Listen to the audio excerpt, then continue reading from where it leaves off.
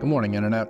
Today we are doing a video that nobody asked for and nobody's probably going to care about.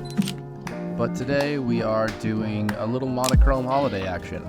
This is Thanksgiving Day, shot on the almighty X100V, and everything we're doing is in black and white. We're shooting photos in black and white, we're shooting video in black and white. So if you're not into black and white, well, I guess this probably isn't the video for you. Shooting with the X100V in these kind of settings is honestly my favorite way to shoot with this camera. It's so small and it's so simple to use, and to put it into really kind of unique situations, to squeeze it in between things, to shoot between stuff. It's really simple. I'm shooting here on a monochrome simulation that I created. The film simulation that I'm shooting on starts off with the Acros simulation, and then I leave it in the standard profile, and then I make a few adjustments with the shadows and the highlights. I tend to darken my shadows a little bit, and I also like to have my highlights just a little bit blown out.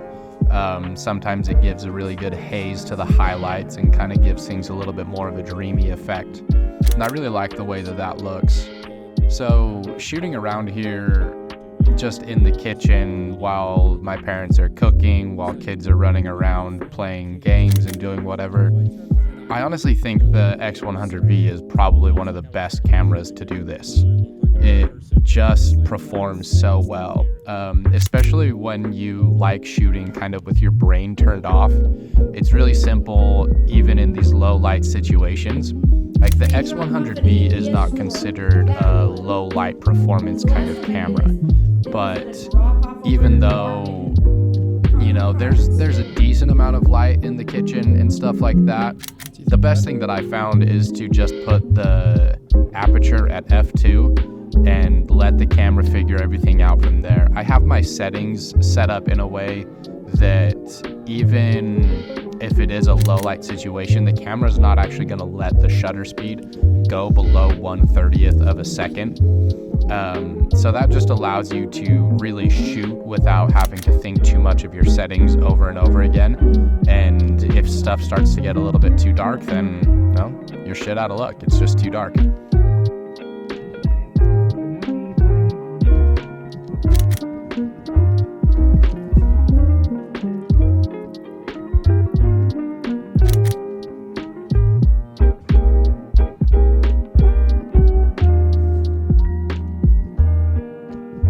I've never actually shot too much video with the X100. It's really not considered a very good video camera. But to be honest, I actually love it. I love the way that these images feel. I love the way that the black and white just puts it into kind of a unique feeling. None of this video is really edited after the fact. The only thing I've really done is trim off the edges of the clips where I'm really shaky or have focus completely missed. But there's no LUTS, there's no after coloring to kind of adjust the images at all. What you're seeing here is essentially just the footage straight out of the camera. One thing I really did notice while shooting with the X100 was that the autofocus while in video is kind of a nightmare to work with. It's always hunting, it's always popping in and out and missing focus a lot. And every once in a while, it hits in just a perfect way that it makes it look like it was intentional. But one of the main issues that really shows itself with this camera is that you can hear the focus motor of the lens going back and forth when you're trying to capture audio as well. So you get this little and it's super annoying. So if you're trying to film, you know, something where you need the audio to be crisp and clear, you're gonna want to put the focus into manual, and so you don't have to deal with that hunting noise going back and forth all the time. One thing that I do kind of wish the Fuji X100V had was just a little bit of stabilization inside of it. You know, I thought my hands were relatively steady, but looking at any of this footage that was all shot handheld, and to be honest, I wasn't trying my hardest to make all of my footage creamy and stable and really smooth, but even when I'm just trying to hold it completely steady and doing almost like a tripod shot, but it's still handheld, you can see the shake going on all the time. And if you ever put the teleconverter lens on that brings the 35 to a 50 millimeter, your shake gets even worse. I have a few clips here from the 50 millimeter lens on there that are pretty much unusable because they're so shaky. I'm not sure if I'm just a completely shaky person, but for whatever reason, anything that I had with the longer lens on it was absolutely unusable.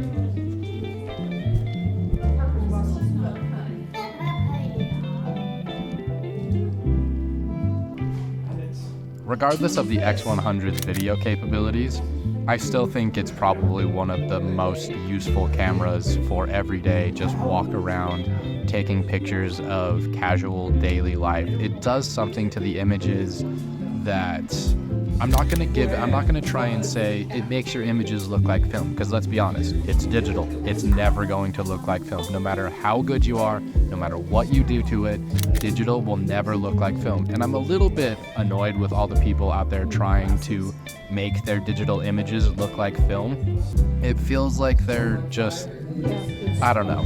I don't love it. I think a digital image should just be a digital image. It should look digital, it should be digital, and you shouldn't try to be faking it to look like something that it's not. Let digital be beautiful in the way that digital is beautiful, and let film be beautiful in the way that film is beautiful. I got them queued up. They're my next ones. I'm on Hi, cute girl. book 13 of Wheel of You got something on your eyebrow. I got the finish line. What is that? I got a book and a half. You got marker on your face. Charlie? It has a melody on it. Charlie, let me show you. None of these images are particularly edited too much. Most of these are straight out of camera using a custom simulation that I created after a few months of using the X100, and they don't look like film. Like, yes, they are based off of the Fuji Acros film simulation, but they've been tweaked and manipulated in camera, and they look digital, and that's fine. Digital's not bad, it's just different. If you want to make something look beautiful digitally, make it look beautiful digitally, and stop trying to make it look like it's film and trying to cheat your way into saying, oh yeah, these are film, but even though it was digital. I don't know, I just don't like it. If you're interested in learning a little bit more about how I set up my X100 for monochrome shooting, I can give you a rundown of the recipe that I use, what I do to my shadows and my curve, and all of the nitty-gritty stuff of the camera details. So if you're interested in that, drop a comment below and I will run through those really boring settings for the people that want to just get into the more technical aspect of what it is that I'm doing. Most likely you guys will just say, no, these are hideous and why on earth would I want to shoot images like this? So don't ever ask me again. You know what I mean?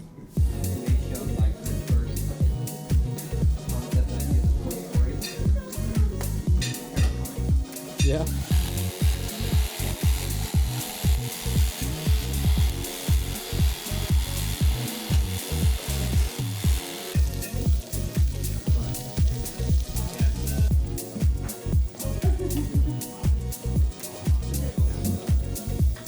Toy Story?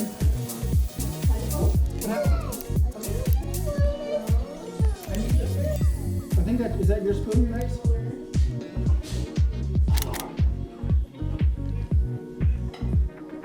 No matter where you're from, all around the world, Hey, everybody needs to come look for their spot. The girls made their spot. You're moving. How's that work? Let's see what it makes. I say Would you like to take your tights off? A pack. I say it's gonna make a mermaid. You